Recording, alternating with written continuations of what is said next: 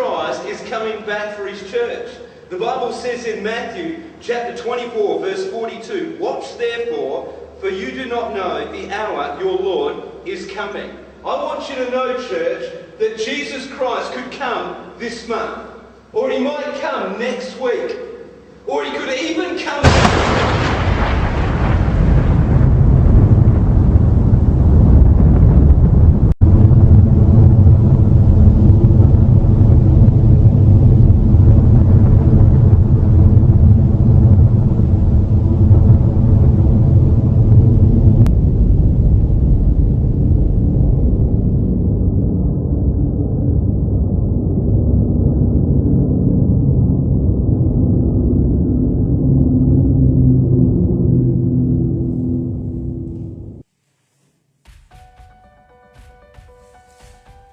Salmo 132, versículo 1.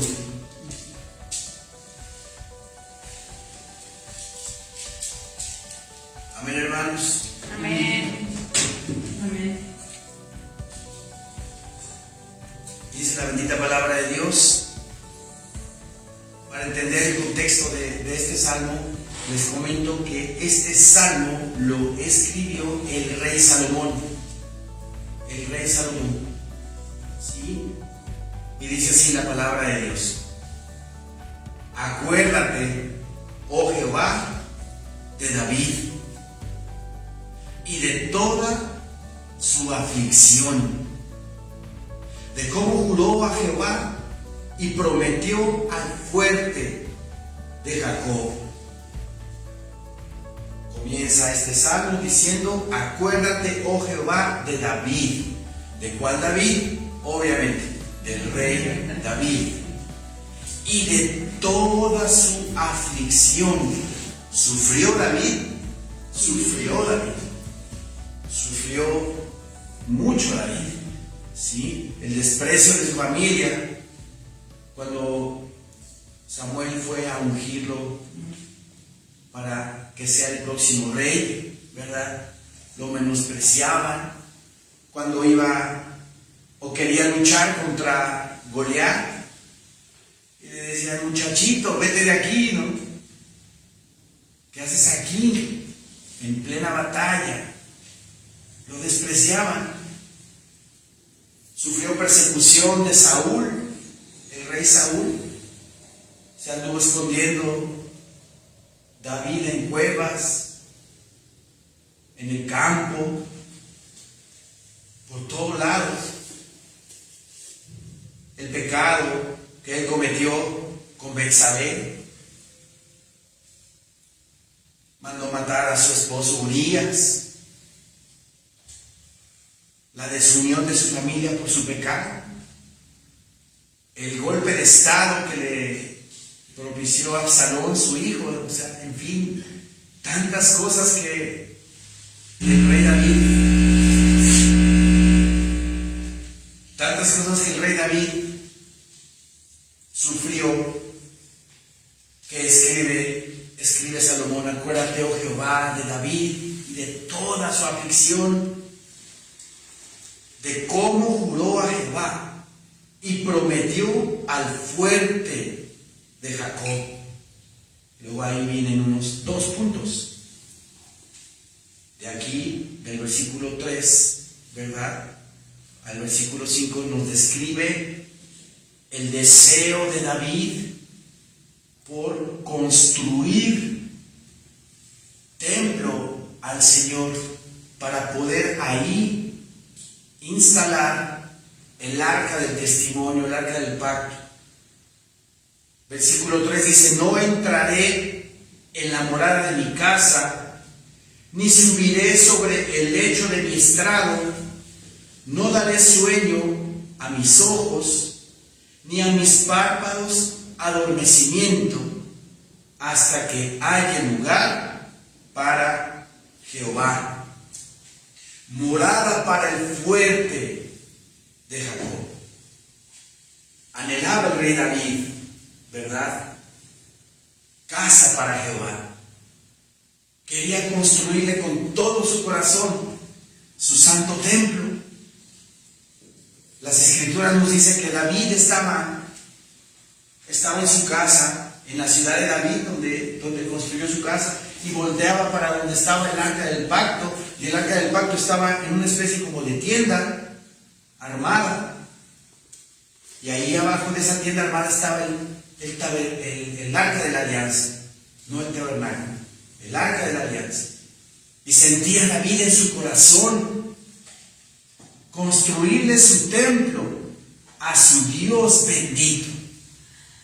Ese deseo que nosotros debemos de tener por todas las cosas de Dios, por todo lo que el Señor ha hecho en nuestras vidas, por ese agradecimiento que debemos de tenerle, porque nos ha hecho salvos por medio de su amado Hijo Jesucristo. Simplemente con eso nosotros debemos de tener toda nuestra mente, todas nuestras fuerzas, todo nuestro corazón puesto en las cosas de Dios y su palabra. Aquí claramente vemos cómo David, ¿verdad?, tenía ese deseo por instalar, por construir, por hacer un templo para la casa de Jehová. Dice: no entraré en la morada de mi casa, ni subiré sobre el lecho de mi estrado. No daré sueño a mis ojos, ni a mis párpados adormecimiento, hasta que haya lugar para Jehová, morada para el fuerte de Jacob. El sacrificio de Cristo en la cruz del Calvario, muriendo por toda la humanidad, muriendo por todos nosotros, como dice el libro de Efesios, el amor de Cristo nos constriñe, el sacrificio de Cristo nos constriñe, nos obliga, no nos deja otra salida por ver tal hecho de amor en la cruz, para que yo sea libre, para que yo sea salvo, para que yo tenga libertad de pecado. Andábamos cautivos, presos en nuestros delitos y pecados, y el Señor nos libró de todas esas cosas. Amén. Por eso el Señor en Efesios nos dice que el amor de Cristo nos constriñe, nos obliga, porque Él murió por cada uno de nosotros. Él nos amó primero, no nosotros lo amamos primero a Él, no, Él nos amó, Dios nos amó primero mandando a su Hijo en propiciación por nuestros pecados. Y por ese hecho debemos de sentir el mismo ánimo, el mismo entusiasmo que David por las cosas de Dios. Quería hacerle su templo al Señor. Y Jehová de los ejércitos, ¿qué le dijo? Tú no me lo vas a hacer. Has derramado mucha sangre, eres un guerrero. Tú no me lo vas a hacer, pero tu hijo lo va a hacer. Salomón, el que está escribiendo este salmo. Versículo 6 dice: he aquí, en Efrata lo oímos, lo hallamos en los campos del bosque. ¿Sí? ¿A qué se refiere este versículo? He aquí, en Efrata lo oímos, lo hallamos en los campos del bosque. ¿A qué se refiere el Señor con esto? En los campos del bosque lo oímos. En Efrata. Pero si Efrata, según la palabra de Dios, es Belén, y si nos vamos a la historia del Arca de la Alianza, nunca estuvo en Belén. ¿A qué Efrata se refiere este versículo? Yo escribí aquí algo en mis notas. Dice: Efrata puede significar Caleb de Efrata. Es otro lugar. y no Belén. Y no Belén. En Primera de Crónicas 2:24, vamos para allá. Ahí está escrito eso. Primera de Crónicas 2:24.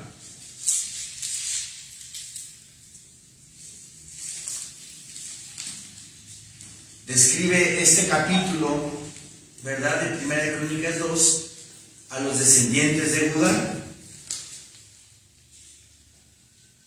Y el versículo 24 dice así: muerto Esrón en Caleb de Efrata. Abías, mujer de Esrón, dio a luz a Asur, padre de Tecoa.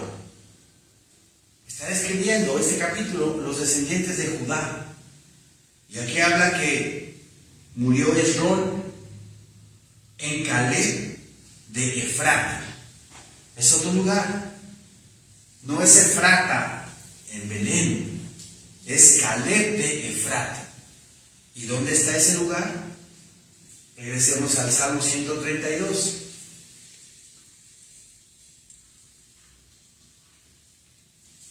Aquí escribí también, según este punto de vista, Caleb de Efrata es lo mismo que Gear o Jear, que significa bosque.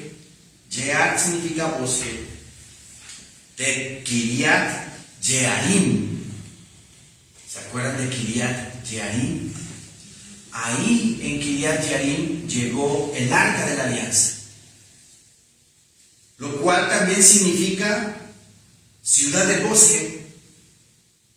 Jear significa bosque y Kiriat Jearim significa ciudad del bosque.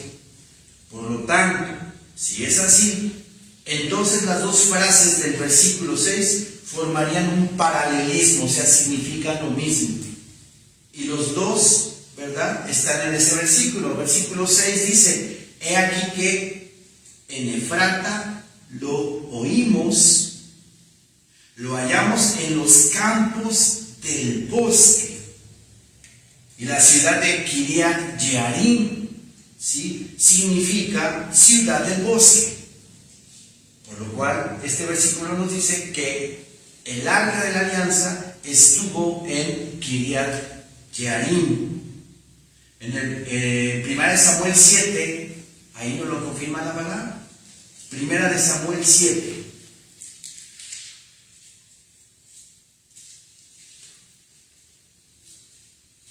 Primera de Samuel, capítulo 7.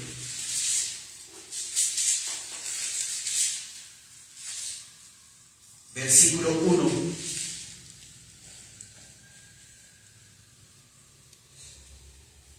¿Se acuerdan que el Arca de la Alianza la llevaron los israelitas a una batalla en contra de los filisteos para que supuestamente les diera suerte, ¿verdad? Porque era el Arca de Dios y no vamos a llevarnos el Arca de Dios para que ganemos la batalla, ¿verdad? Lo usaron como amuleto. Lo capturaron el arca los filisteos y tuvieron el arca los filisteos 7 meses en su poder. La pusieron los filisteos al lado de su dios pagano Dagón, un dios mitad hombre y mitad pez. El arca de la alianza la pusieron al lado de ese dios pagano, y dice la palabra del Señor que al dejar el arca ahí, ese dios pagano, ¡pum!, se cae y se rompe por la mitad. Repararon el ídolo, ¿verdad? Le pusieron cola loca y le echaron a eso, ¿verdad?, su cementito para pegarlo, ¿verdad? Lo volvieron a poner de pie y luego, ¿verdad?, otra vez se rompe, se cae el ídolo, ¿verdad?, dando a entender, obviamente, que no son nada, ¿verdad? El Arca de la Alianza, que es como una representación de Dios, ¿verdad?, el cual es todopoderoso, creador de los cielos y de la tierra y de todo cuanto existe. Y fuera de Dios, Jehová, nuestro Señor, no hay quien sabe. dice la palabra bendita de Dios. Amén. ¿Sí? Entonces, los filisteos, ¿verdad?, deciden sacar el arca de ahí y llevársela a los israelitas y la ponen en unas vacas, ¿verdad? Y en esas vacas van dirigiendo la caravana y llegan a un lugar, ¿sí?, que se llama Bet-Semes. En Bet-Semes, como no era un lugar donde había levitas, porque el arca la tenían que manejar los levitas, hubo una epidemia, murió gente. Versículo 1 Samuel 6, 19 dice: entonces Dios hizo morir a los hombres de Bet-Semes porque habían mirado dentro del arca de Jehová. Imagínense, no podían ni tocar, nadie podía tocar el arca porque caía muerto. Era sagrada el arca. ¿Sí? Dice la palabra de Dios también: hizo morir del pueblo a 50,070 hombres. Y lloró el pueblo porque Jehová lo había herido con tan gran mortandad. Y dijeron los de Bet-Semes: ¿quién podrá estar delante de Jehová el Dios santo? ¿A quién subirá desde nosotros? Y enviaron mensajeros a los habitantes de Kiriat Yarim, diciendo: los filisteos han devuelto el arca de Jehová, descended pues y llevadla a vosotros. Y ahí es donde vamos a leer ahorita también, en 1 Samuel 7:1, vinieron los de Kiriat Yarim, que significa Kiriat Yarim, la ciudad del bosque, lo que está relatado en Salmos 132:6, ¿verdad? Vinieron los de Kiriat Yarim y llevaron el arca de Jehová y la pusieron en casa de Abinadab, situada en el collado, y santificaron a Eleazar su hijo para que guardase el arca de Jehová. Desde el día que llegó el arca a Kiriat Yarim, pasaron muchos días, 20 años, y toda la casa de Israel lamentaba en pos de Jehová. Parece ser que Abinadab era un levita, por eso el arca llegó ahí, porque era un levita. Los que se hacían cargo de las cosas del tabernáculo, de las cosas de Dios, eran los levitas. Entonces, Abinadab, que era un levita, recibió el arca del pacto, en su casa por 20 años. Por 20 años. Regresemos al Salmo 132, por favor.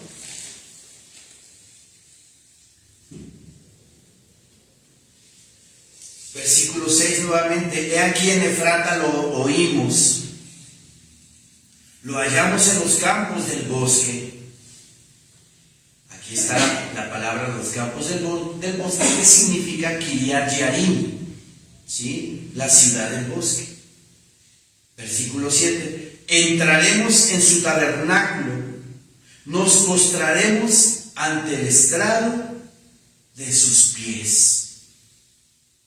Levántate, oh Jehová, al lugar de tu reposo, tú y el arca de tu poder.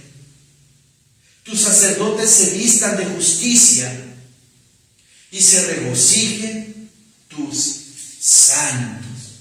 Hablando aquí Salomón sobre la estructura sacerdotal, ¿verdad?, que había en el tabernáculo con el arca del testimonio en el lugar santísimo, ¿verdad?, definiendo a los sacerdotes y diciéndoles: levántate, oh Jehová, al lugar de tu reposo, tú y el arca de tu poder. ¿Dónde se manifestaba Dios?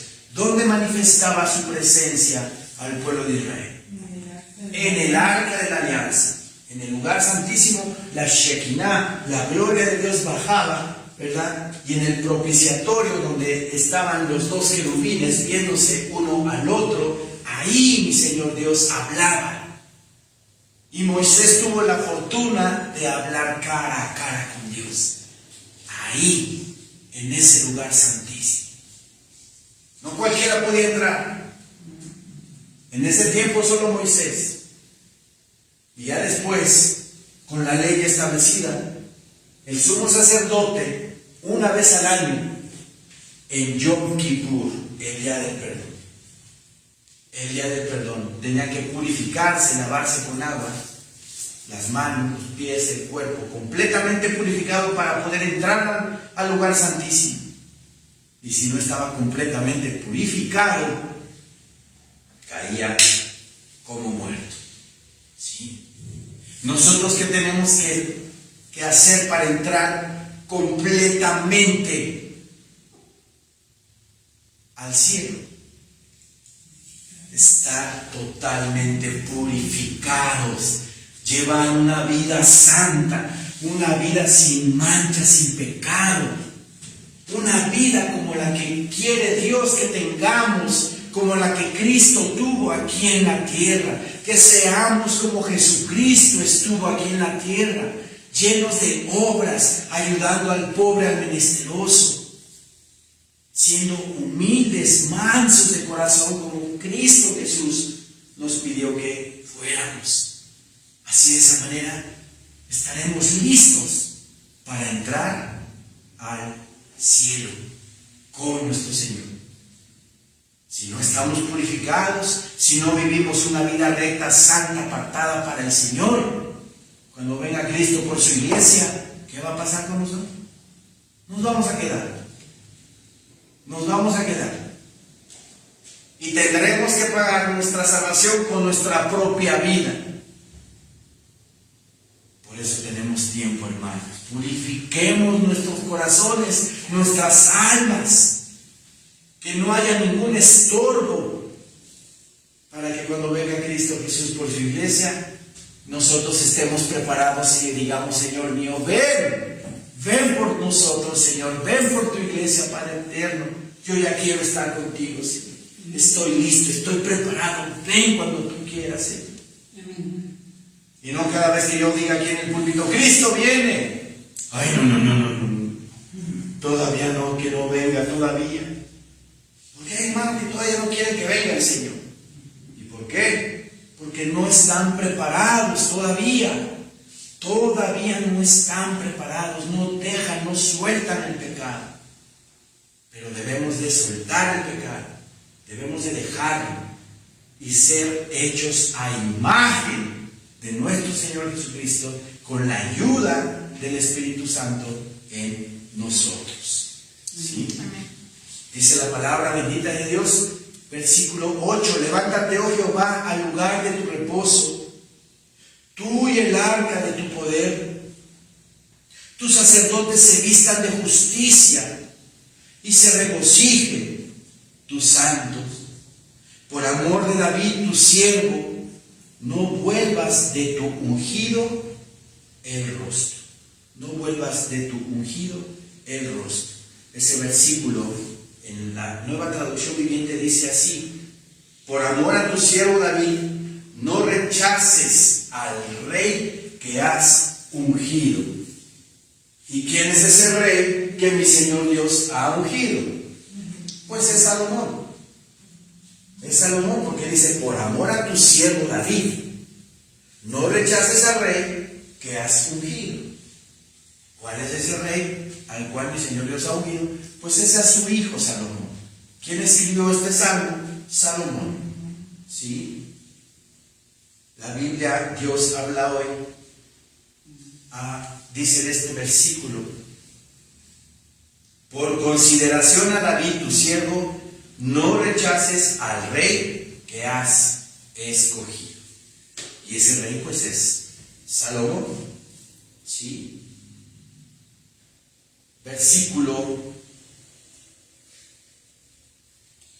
10 nuevamente: por amor de David tu siervo, no vuelvas de tu ungido el rostro. Del versículo 8 al versículo 10, ¿verdad? Este fragmento, estos dos versículos, Salomón los pronuncia en la dedicación al templo. Si vamos rápido a 2 de Crónicas 6. Segunda de Crónicas 6, versículo 41.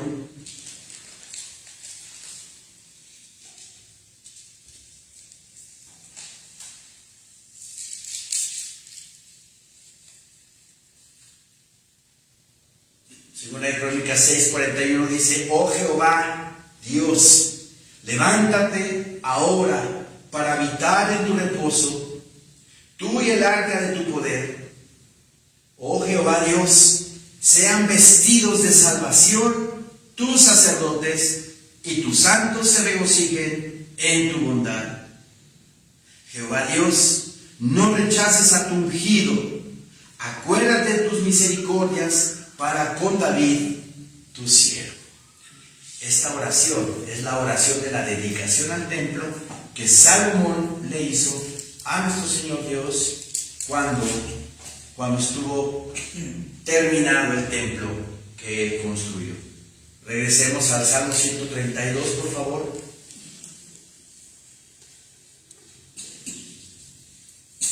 Versículo 11. En verdad juró Jehová a David y no se retractará de ello. Luego ahí hay 2 puntos, ¿verdad? 2 puntos. Significa que lo que viene a continuación, Dios es lo que habló. Ahora este versículo en la Nueva Traducción Viviente dice así. Nueva Traducción Viviente. Versículo 10. Por amor a tu siervo David, no rechaces al rey que has ungido. Versículo 11. El Señor le hizo un juramento a David con una promesa que nunca retirará. 2 puntos. ¿Sí? Pondré a uno de tus descendientes en tu trono. Es palabra veraz, hermanos. Mi Señor Dios, ¿verdad? Dice Malaquías que no tiene sombra de variación. Todo lo que está escrito aquí lo ha cumplido, lo está cumpliendo y lo va a cumplir. Por lo tanto, si el Señor nos prometió redención, si el Señor nos prometió salvación, el Señor cumple su palabra.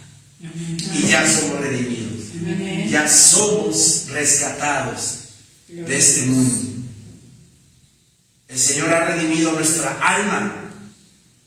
Falta redimir este cuerpo, que por cierto es un cuerpo igualito al que tiene en este momento nuestro Señor Jesucristo. ¿Se les hace maravilloso? El mismo cuerpo del Señor lo voy a tener yo y lo van a tener ustedes. ¿Sí? Y aquí me gusta mucho esta parte porque dice el salmista, versículo 11 nuevamente: en verdad juró Jehová a David y no se retractará de ello. 2 puntos. De tu descendencia pondré sobre tu trono. De tu linaje voy a poner sobre tu trono. Y eso lo confirma en 2 de Samuel 7. 2 de Samuel, capítulo 7.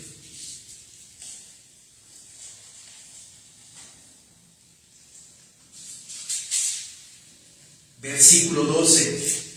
Hace unas 3 semanas más o menos, el Señor puso aquí en este púlpito la palabra de los pactos de Jehová. ¿Se acuerdan? Los pactos de Jehová. Y uno de los pactos que vimos ese día fue el pacto davídico. El pacto que estableció mi Señor Dios con David. Y este fragmento que vamos a leer es parte de ese pacto de Dios con David. Versículo 12. Y cuando tus días sean cumplidos y duermas con tus padres, le habla David, yo levantaré después de ti a uno de tu linaje el cual procederá de tus entrañas y afirmaré su reino. Se refiere aquí a Salomón, pero también se refiere a Cristo Jesús, nuestro Señor. Porque el Señor, nuestro Dios, va a afirmar también su reino prometido a su Hijo en el milenio, cuando Cristo venga a reinar por 1000 años a esta tierra. Versículo 13 dice: Él edificará casa a mi nombre, y yo afirmaré para siempre el trono de su reino. Fíjense lo que dice: y yo afirmaré para siempre. O sea, eternamente voy a afirmar el trono de su reino. ¿Quién cumple con eso? Jesús. Cristo Jesús. Cristo Jesús. Versículo 14: yo le seré a él padre, y él me será mi hijo. Y si él hiciere mal, yo le castigaré con vara de hombres y con azotes de hijos de hombres. Aquí habla de Salomón, ¿verdad? Versículo 15: pero mi misericordia no se apartará de él, como la aparté de Saúl, al cual quité de delante de ti. Y será afirmada tu casa y tu reino para siempre, dice, para siempre, delante de tu rostro. Y tu trono será estable eternamente. Hablando de nuestro Señor Jesucristo, que dentro de muy poco tiempo, hermanos, establecerá su reino aquí en la tierra. Ya falta poco, ya falta muy poco. Regresemos al Salmo 132, por favor. Versículo 12 dice: si tus hijos guardaren mi pacto y mi testimonio que yo les enseñaré, sus hijos también se sentarán sobre tu trono para siempre. Versículo 12, Nueva Traducción Viviente, dice así: si tus descendientes obedecen las condiciones de mi pacto, ¿sí?, y las leyes que les enseño, entonces tu linaje real continuará por siempre y para siempre. Pongan atención en este versículo. Nuevamente lo voy a decir. Dice: si tus descendientes obedecen las condiciones de mi pacto y las leyes que les enseño, entonces tu linaje real continuará por siempre y para siempre. Salomón cumplió con las leyes del Señor. ¿Cumplió verdaderamente Salomón? No cumplió. Pero sin embargo, del linaje de David viene nuestro Señor Jesucristo. ¿Cómo está eso? ¿Cómo está eso? La palabra es sencilla. La descendencia y el linaje que viene de David hacia nuestro Señor Jesucristo, físicamente hablando, no pasó por Salomón, pasó por otro hijo de David. Lucas 3, versículo 31. Lucas 3, versículo 31. ¿Y por qué no pasó por Salomón? Porque no obedeció la palabra de Dios, ¿verdad? Había un mandamiento en el libro de Deuteronomio, hay un mandamiento para los reyes, que no tuvieran muchas mujeres, que no tuvieran muchos caballos, muchos ejércitos. ¿Y qué fue lo primero que hizo Salomón? Tener muchas mujeres y tener muchos caballos y ejército. No obedeció Salomón. Por eso Cristo Jesús no viene de la descendencia de Salomón, viene de otro hijo de David. En Lucas 3, 31, que nos muestra aquí la genealogía de nuestro Señor Jesucristo, de María,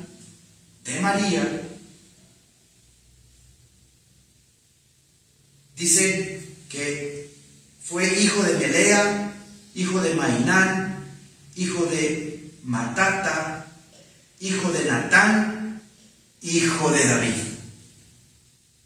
¿De dónde viene el linaje de nuestro Señor Jesucristo? De Natán, hijo de David. No viene de Salomón. No viene de Salomón. Pero en el Evangelio de Mateo dice que es descendiente de Salomón. En Mateo 1.6, vamos a Mateo 1.6. Es tan hermoso escudriñar las Escrituras, ¿verdad? Llegar al fondo de todas estas cosas. Mateo 1.6. Amén, hermanos. Amén. Amén. Isaí engendró al rey David, y el rey David engendró a Salomón, de la que fue mujer de Urías. Aquí dice que fue también que David engendró a Salomón, pero con la diferencia de que la descendencia de nuestro Señor Jesucristo en el Evangelio de Mateo es por parte de José. Y José no fue padre natural de nuestro Señor Jesucristo. Fue padre putativo, no natural. Mi Señor Jesucristo fue concebido en el vientre de María por obra y gracia del Espíritu Santo. Y en el Evangelio de Lucas, que nos dice que de Natán, hijo de David, viene nuestro Señor Jesucristo, porque es de la genealogía de María, el Evangelio de Lucas. ¿Sí? No se contradice la palabra, no sé si me explico. No se contradice. Porque por parte de María, Salomón no participó de ese linaje, porque no obedeció a la promesa, al pacto, a la ley del Señor. Sino mi Señor Dios escogió a otro hijo de David, Natán, para que de ese linaje, ¿verdad?, llegando hasta María, Cristo Jesús naciera. ¿Ok? Regresemos al Salmo 132, por favor.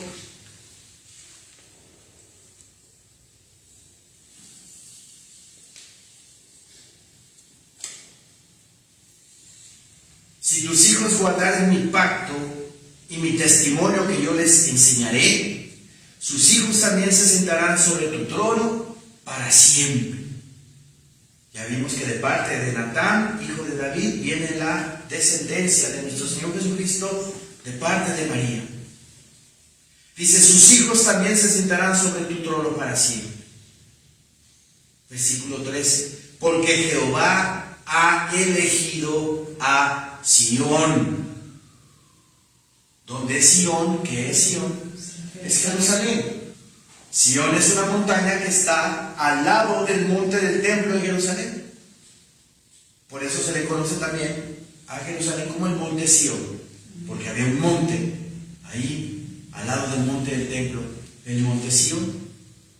Porque Jehová ha elegido a Sión, la quiso por habitación para sí. Este es para siempre el lugar de mi reposo. Aquí habitaré porque la he querido.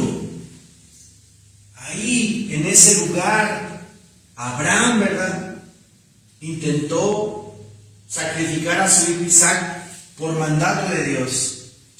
Dios mismo probando la fe de Abraham.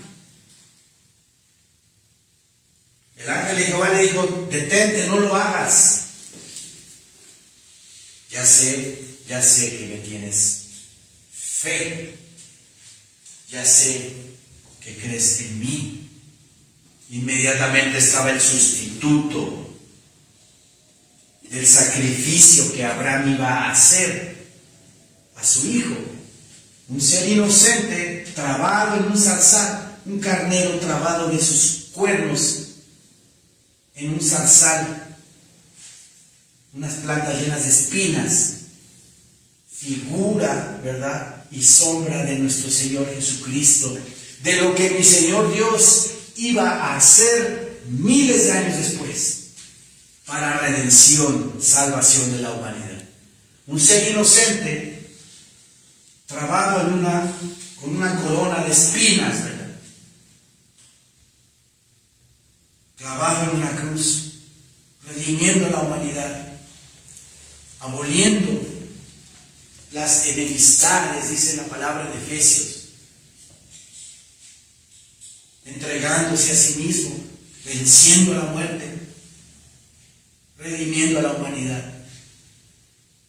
Por eso desde el principio, como dice Isaías 28, esa piedra angular, preciosa, de cimiento estable, físicamente esa piedra donde Abraham iba a crucificar a Isaac, ahí está, en Jerusalén, en el monte del templo, donde está ahorita la mezquita de Omar.